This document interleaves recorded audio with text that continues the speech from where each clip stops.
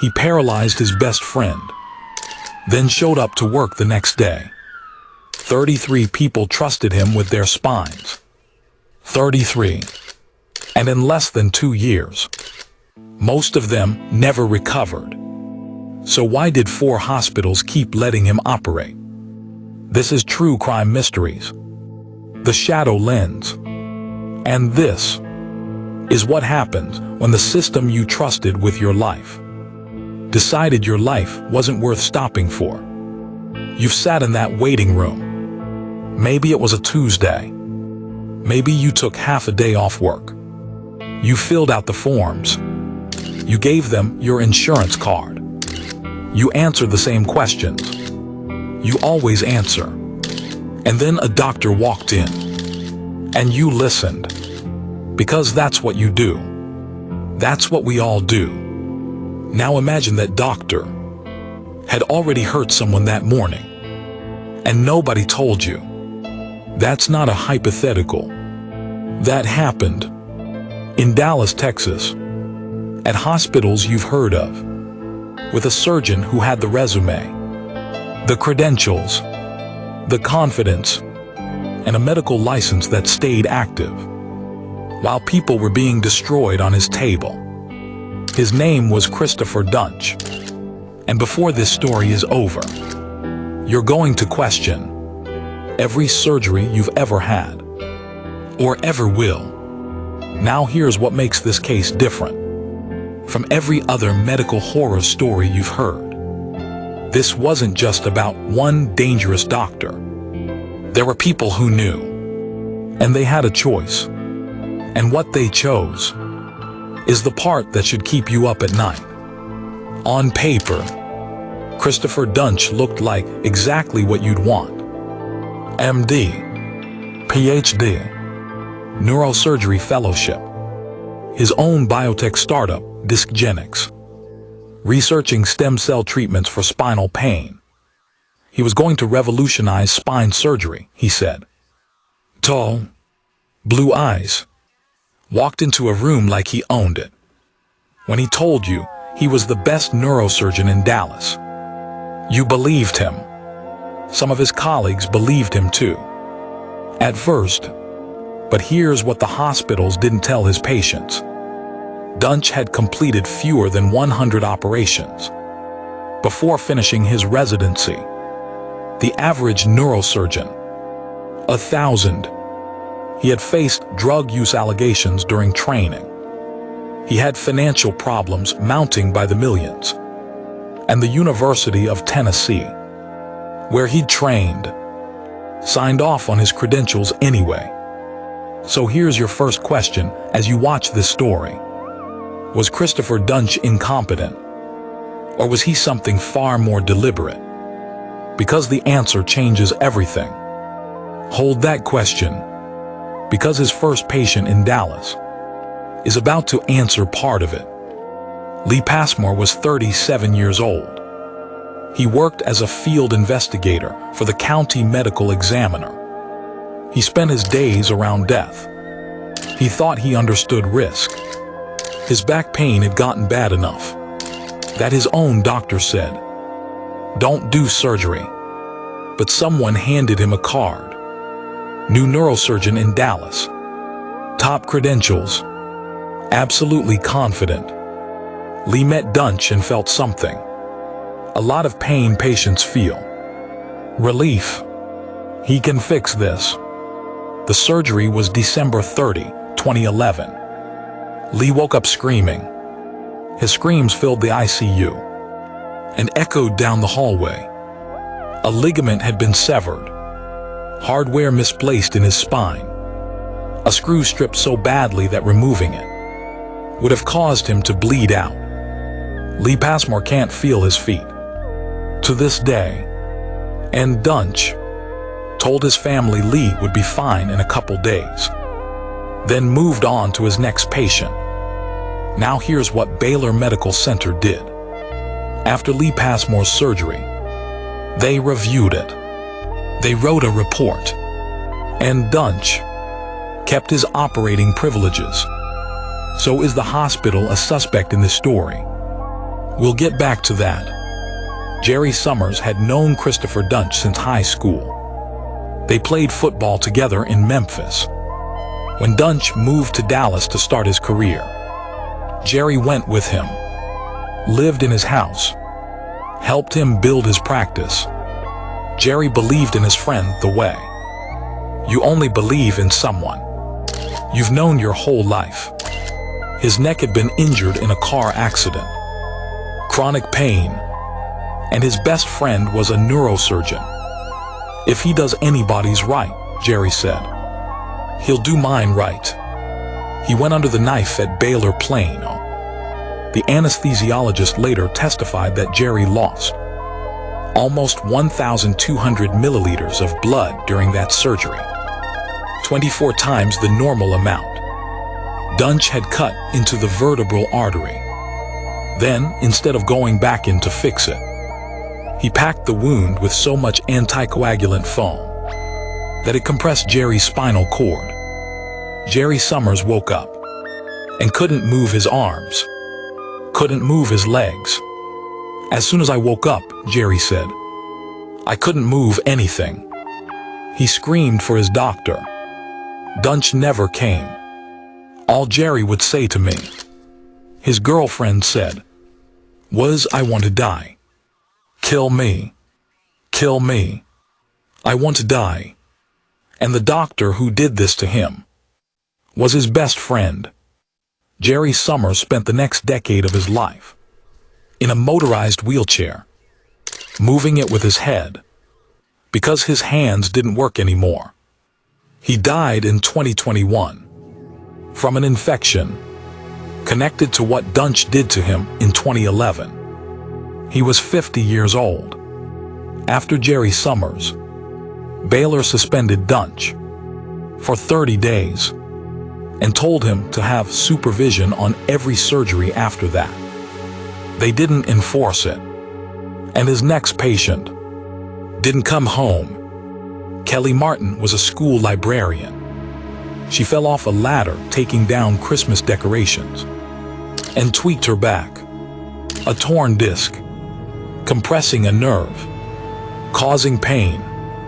Her doctor said she needed a minor surgery, a laminectomy, textbook procedure.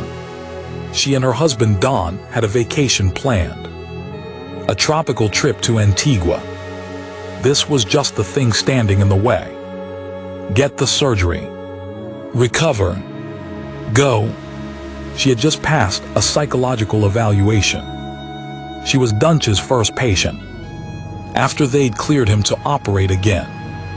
She never woke up. Duntsch had sliced through an artery alongside her spine and didn't notice. She bled to death on the table. The medical examiner who performed the autopsy was so disturbed by what he saw, he brought her body back for a second examination. He listed the cause of death as therapeutic misadventure. Her husband Don was waiting, the way husbands wait, the way any of us would wait. Maybe, he said later, we should have gotten a second opinion. But here's what Don Martin didn't know, couldn't know. The month before Kellie walked into that hospital, Duntsch had paralyzed a man. The hospital knew. Nobody told the Martins. My whole world crashed, Don said. It was supposed to be such a simple procedure.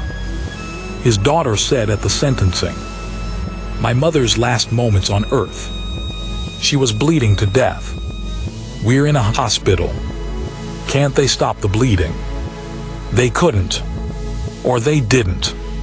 And that question still doesn't have a clean answer. After Kellie Martin died, Duntsch resigned from Baylor with full clinical privileges, as if nothing had happened. And 4 months later, a different hospital hired him. This is where the story changes. Because up to this point, you might be thinking, one bad doctor. But Christopher Duntsch didn't operate in a vacuum. He operated inside a system. Baylor Regional Medical Center at Plano. Dallas Medical Center, University General Hospital. 3 institutions, 1 pattern. And here's what all 3 of them did. When his outcomes became impossible to ignore, they let him resign. Not fired. Resigned. Quietly. With a clean record. And at least 2 of them never reported him to the National Practitioner Data Bank, the federal database that exists specifically to stop dangerous doctors from moving from hospital to hospital undetected. So the next hospital never knew, and the next patient never had a chance. Here's a number that matters. Texas passed a law in 2003, capping medical malpractice damages at $250,000. $250,000. That's the legal ceiling for a hospital that allowed a surgeon to paralyze you or kill someone you loved. What that cap actually means is that for the hospitals, mathematically, letting him keep operating was cheaper than the legal cost of stopping him. Think about that the next time you sign a consent form, because the form protects them, not you. Don Martin said he wished they'd gotten a second opinion. But here's the brutal truth. It wouldn't have helped. There was nothing wrong with Kellie Martin's choice. The second opinion would have said the same thing, because the information that would have saved her life was locked inside Baylor's internal reports. You can't get a second opinion on information that's been deliberately kept from you. And that is not an accident in this story. That is the story. The Texas Medical Board received its first formal complaint against Christopher Duntsch in 2012. They began an investigation. And while that investigation ran, quietly, confidentially, sealed from public view, Duntsch kept operating. It took them more than a year to suspend his license. A year in which 5 more patients were seriously injured, and 1 more died. Board Chairman Erwin Zeitzler later said they needed time to find a pattern of patient injury before they could act. A pattern, as if 1 paralyzed best friend and 1 dead school librarian wasn't enough of a pattern. But while the board was deliberating, investigators found something. An email written by Duntsch, sent at 4 in the morning.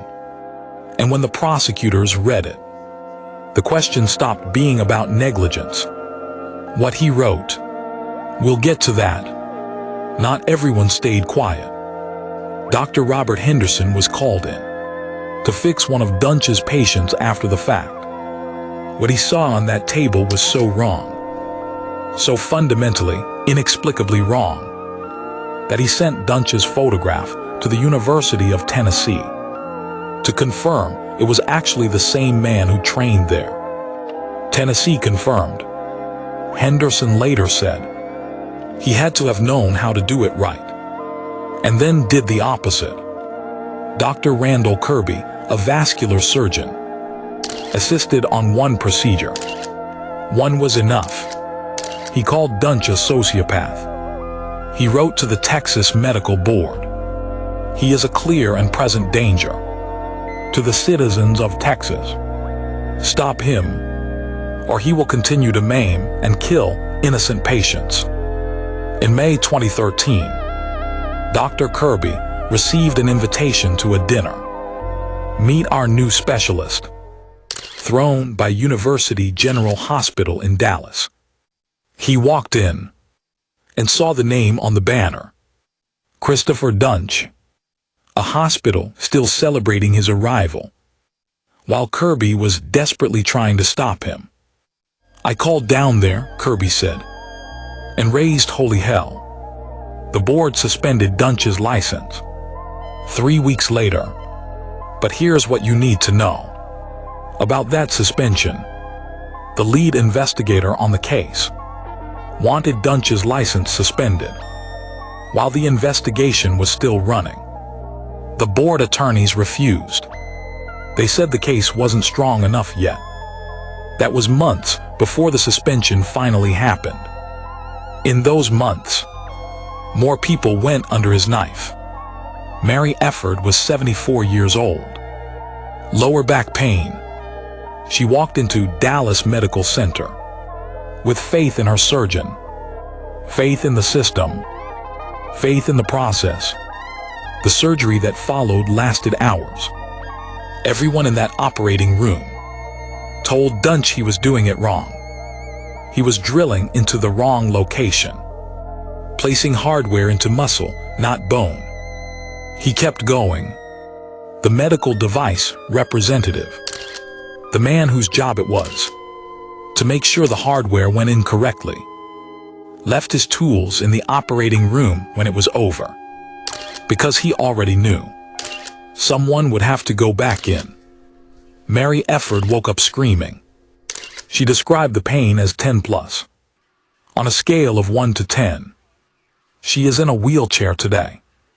And Robert Henderson, the surgeon called in to fix it, looked at what had been done to this 74-year-old woman and said it was as if someone had tried to do the exact opposite of the correct procedure.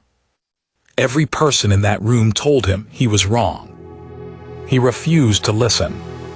And then, prosecutors read the email. Duntsch had sent it at 4 in the morning to a woman he worked with. 4 pages. He described himself as something between God, Einstein, and the Antichrist. He said he was done mixing love and kindness into everything he did. He was ready to become a cold-blooded killer. His words, not an interpretation, not a paraphrase. His. And here's the thing prosecutors pointed out. That email was sent in December 2011, before most of the worst surgeries, before Kellie Martin died, before Mary Efurd was paralyzed. So the question is no longer, was he incompetent? The question is, what did he know? And when did he decide? His defense said, poorly trained, bad residency, chaotic hospitals, a tragic failure. The prosecution said he knew exactly what he was doing. And then they brought out the numbers. Across all his patients combined, prosecutors estimated a total blood loss of 23 liters, more than 10 times what those surgeries should have caused. Had he operated correctly? The jury needed 4 hours to decide. Which side do you believe? On February 20, 2017, Christopher Duntsch was found guilty, sentenced to life in prison, the first doctor in American history to be criminally convicted for acts committed during surgery.